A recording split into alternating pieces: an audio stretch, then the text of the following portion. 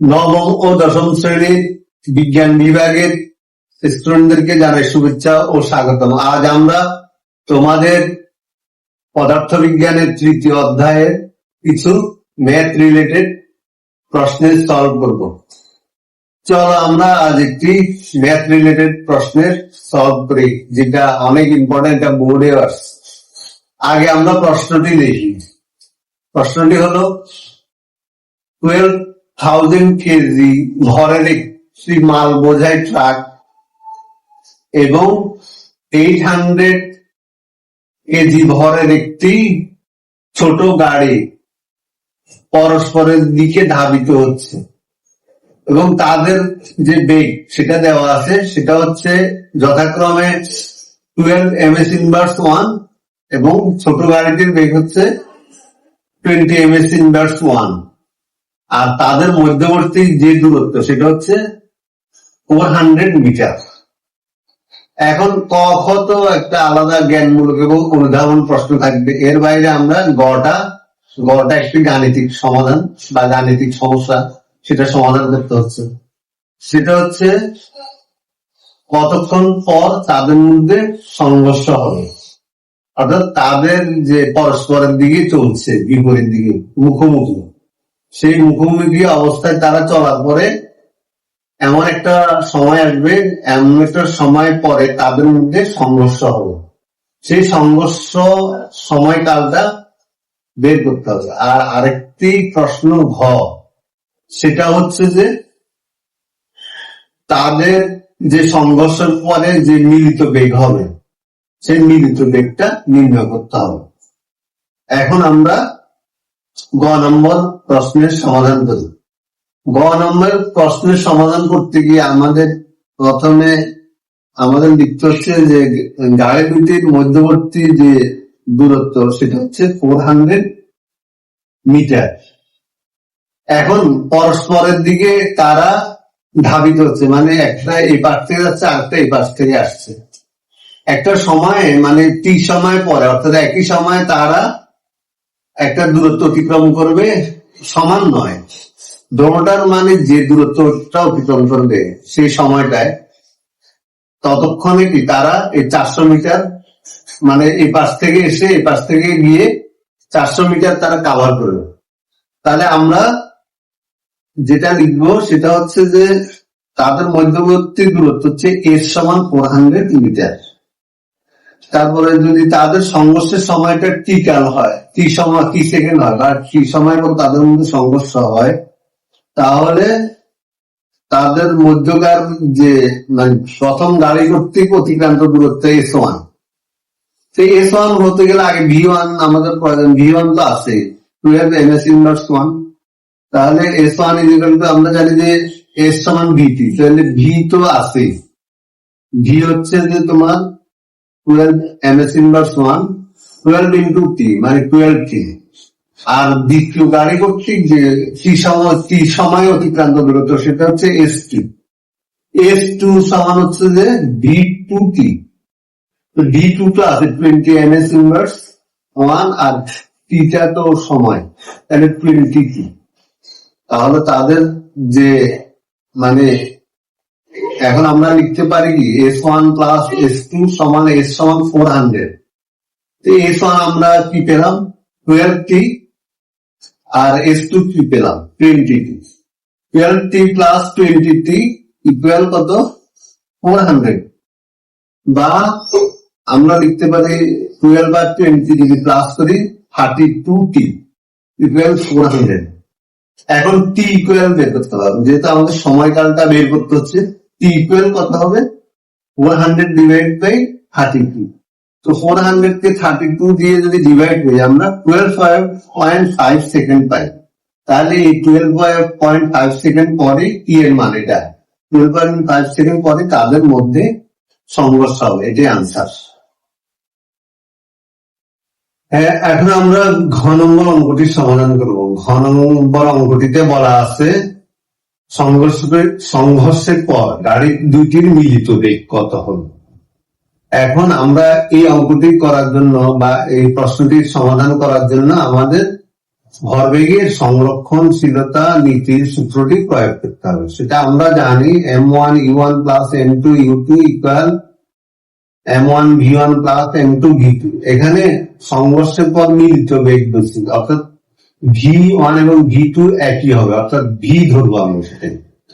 এখন এখানে বলা আছে m1 হচ্ছে যে 12,000 কেজি, m2 হচ্ছে 800 কেজি, u1 হচ্ছে যে 12 ms ইনভার্স 1 এবং u2 কে আমরা যেহেতু পরস্পরের দিকে ধাবিত হচ্ছে তাই একটাকে মাইনাস ধরতে হবে। হয় 12 মানে u1 কে তুমি মাইনাস ধরতে পারো অথবা u2 কে মাইনাস ধরতে পারো, কিন্তু উত্তর একই আসবে।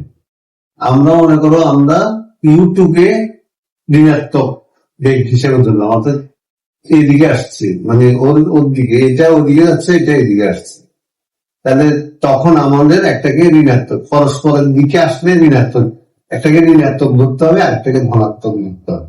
তুমি যে কোনোটাকে ঋণাত্মক অথবা ধনাত্মক ধরতে পারো, তোমাদের রেজাল্ট সেমই। এখন আমরা সেটা লিখব m1 u1 plus m2 u2 equal হচ্ছে যে m1 v plus m2 v। এখন আমরা v বের করতে হবে, v সমান কি হবে m1 u1 plus m2 u2 divide by m1 plus m2। এখন m1 হচ্ছে 12,000, u1 হচ্ছে 12 ms inverse 1 into plus m2 হচ্ছে যে 800 আর u2 হচ্ছে -20 ধরেছি আমি, -20, কারণ এটা একটাকে মাইনাস ধরতে হবে, যেহেতু পরস্পরের দিকে আসছে, একটা আরেকটার দিকে আসলে অর্থাৎ বিপরীত দিকে, একটা এই পাশ থেকে যাচ্ছে, একটা ওই পাশ থেকে আসছে। তা এখন v সমান আমরা লিখবো, বা v সমান 12,000 ইন্টু 12 যদি আমরা ইন্টু করি 1,44,000 মাইনাস 800 মাইনাস প্লাসে মাইনাসে মাইনাস হবে, কারণ এই u2 কে মাইনাস ধরা হয়েছে, -20 আর এই 800 হচ্ছে যে m2, তাহলে m2 800 ইন্টু -20 প্লাসে মাইনাসে মাইনাস, তাহলে 16,000, তাহলে ওটা হচ্ছে 16,000। 1,44,000 minus 16,000 divide by 12,000 plus 800, 12,000 plus 12,800 হয়। তো ওখানে আমরা যখন মাইনাস করবো 1,44,000 মাইনাস 16,000, 1,44,000 মাইনাস 16,000 যদি মাইনাস করি 1,28,000 ডিভাইড বাই 12,800। তাহলে এখন এটাকে যদি ডিভাইড করি আমরা পাই 10, অর্থাৎ এই যে ভি যেটা আমরা পাইলাম, ভি হচ্ছে মিলিত বেগ 10 ms ইনভার্স 1। এই ক্ষেত্রে আরো হতে পারে যে তোমাদেরকে বললো যে সংঘর্ষের পর গাড়ি দুটি মিলিত বেগ কত হবে এবং গাড়ি দুটি এবার কোন দিকে যাবে। এখন এটা দেখা যাচ্ছে যে আমরা ওটা -20 বেগে আসছিল কে, দ্বিতীয় গাড়িটি যেটা ছোট গাড়ি, আর বড় গাড়িটি 12 ms ইনভার্স 1 বেগে যাচ্ছিল, তাহলে এখনো প্লাস আছে। বড় গাড়িটিকে আমরা ধনাত্মক ধরেছিলাম বেগটাকে, এখন যে মিলিত বেগটা পেলাম তখন আমরা এটাকে পেলাম যে তাও ধনাত্মক, অর্থাৎ প্লাস 10 ms ইনভার্স 1। তাহলে বোঝাচ্ছে যে বড় গাড়িটি ছোট গাড়িটির সাথে মিলিত, সংঘর্ষের পর ছোট গাড়িটিকে 10 ms ইনভার্স বেগে টেনে নিয়ে যাবে। অর্থাৎ এই ক্ষেত্রে দেখা যাচ্ছে যে কোন গাড়িটি বেশি ক্ষতিগ্রস্ত হবে সেটাও তোমাদের প্রশ্ন থাকে। এখানে দেখা যাচ্ছে ছোট গাড়িটি অবশ্যই ক্ষতিগ্রস্ত হবে।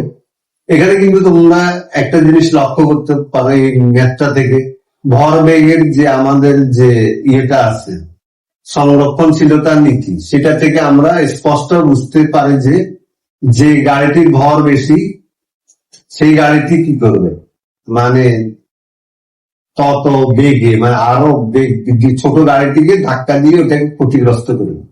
অর্থাৎ ছোট গাড়িটি, মাল বোঝাই গাড়িটি, এই বাস্তবিক ভাবে আমরা বুঝতে পারি মাল বোঝাই গাড়িটি যেখানে 12,000 কেজি ছিল, আর ছোট গাড়িটি মাত্র 800 কেজি। যত বেগই আসবে, মানে 12,000 কেজি আর কোথায় 800 কেজি, তাহলে বড় গাড়িটি অবশ্যই। আর তাদের মধ্যে বেগের এত ডিফারেন্স নেই, একটা হচ্ছে মনে করো 12 আর একটা হচ্ছে 20। যাই হোক, বড় গাড়িটি কি করবে, ছোট গাড়িটিকে ক্ষতিগ্রস্ত করবে এবং ছোট গাড়িটিকে মানে তার একই বেগে অর্থাৎ 10 ms/1 বেগে মানে ধাক্কা দিয়ে সামনে নিয়ে যায়। তাহলে তাদের মিলিত বেগ আমরা পেলাম 10 ms/1। এটা হচ্ছে V1 এবং V2 সেম বলে আমরা এখানে ভিটা বের করেছি। তাহলে এখানে মানে অঙ্কটি আশা করি তোমরা বুঝতে পেরেছো।